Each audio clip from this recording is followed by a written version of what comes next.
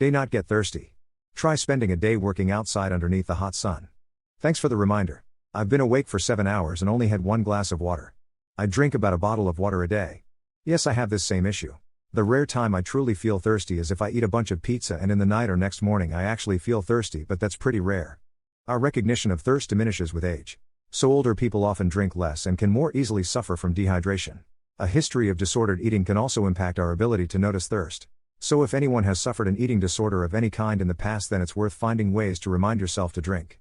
Many sources recommend 6 to 8 glasses a day, but that's been debunked as an arbitrary guideline written decades ago with little scientific basis. The current UK guidelines are actually to just drink when you're thirsty. Unless you have one of the above issues that may cause you to miss the cues. My girlfriend doesn't drink a lot of water. She has 1 large cup of coffee in the morning. I rarely see her drink anything. I used to bring it up because I thought it was a little weird lol, but after 8 years she is still alive and healthy lol, so I guess she get the liquid she needs. Compared to me where I drink all of water. Absolutely me, I do get thirsty sometimes. But most of the time I notice symptoms of dehydration before I realize I hadn't drank anything in X hours. And sometimes when I try to hydrate when I'm not actively thirsty, my body tries to reject it, like begging me to spit it out. Yup. That's me. Even while being physically active on hot days. I just don't feel thirsty. Only once in a while does my throat become a bit dry. For example, when mowing the lawn.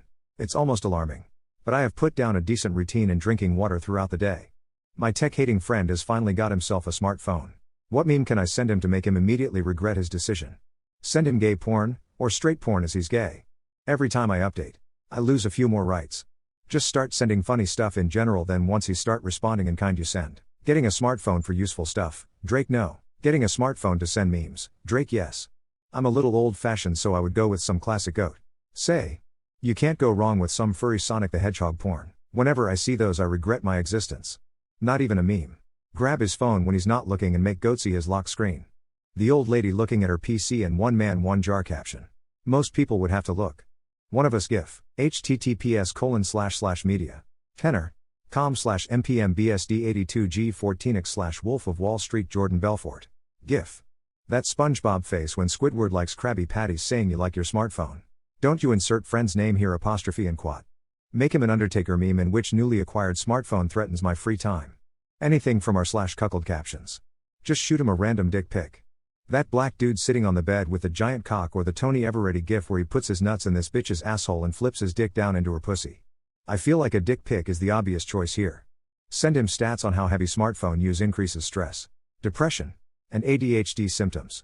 What would make you feel comfortable /safe /home and quat? After moving to your partner's place? Having the right to have input on how things look. Not talking major changes but the little personal touches. Having the snacks I like and my basic amenities. This was definitely a sore point in my previous relationship. I never really got the sense of belonging. Always walking on tiptoes. I've always enjoyed bedtime being a cozy time for myself. I like to be able to have that. Have a positive interaction with my partner. No pressure to have sex.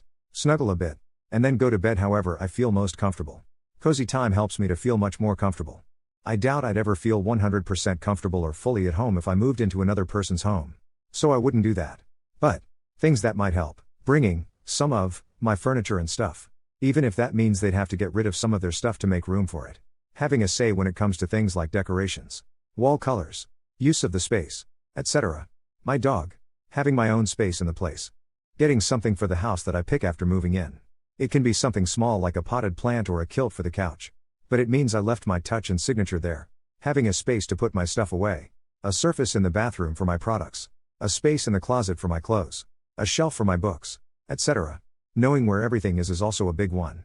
So if my partner could explain to me where they put stuff away and keep to that consistently, that would be appreciated. I think the biggest thing is having a sense that you have control over the household as well. Know how it operates and where everything is. Otherwise you feel like a guest who's staying over for an extended period.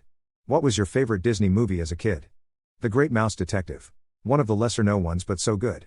Wasn't till me 20s I realized it was Sherlock Holmes with mice. Close second is Rescuers Down Under. Something about clothed talking mice having their own secret society amongst humans. I always thought it was funny how there was these mice in clothing running around and not a single person noticed or thought anything of it. Thomasina. I always wanted to live in a little cottage in the woods with a wishing well out front. She was a perfect cat. And I had a gray cat but he was a Tom. I think I liked Cinderella and Mulan. I didn't watch Little Mermaid but loved the picture book I read. That one had a sad ending though, and at that age that I read it I was shocked but still enjoyed it a lot. Beauty and the Beast. Made Belle my whole personality when I was 6 and even had it as my theme on my 7th B-Day. Convinced myself to love reading. Until I just never stopped and actually loved reading now that I'm older. DD. Mine was Peter Pan because as a child I thought that Peter was the everything I was not but that I wanted to be, confident, daring, and charming. Also, it had quite a few funny moments with Wendy's quirky brothers. Little Mermaid. I'm a bit too old for that to be my favorite. But I loved it so much. I watched it again for the first time in decades last year and couldn't believe how many of the lyrics rushed back. Great Mouse Detective. My father loves this movie and has a stuffed Ratigan. The art is cool and not cookie cutter. And of course Vincent Price absolutely killed it. Rescuers Down Under. My father loves this movie. My mother is a nurse and has searched years for a nurse mouse doll. And Joanna is the best designed female character in the history of film. Goddess. Love her.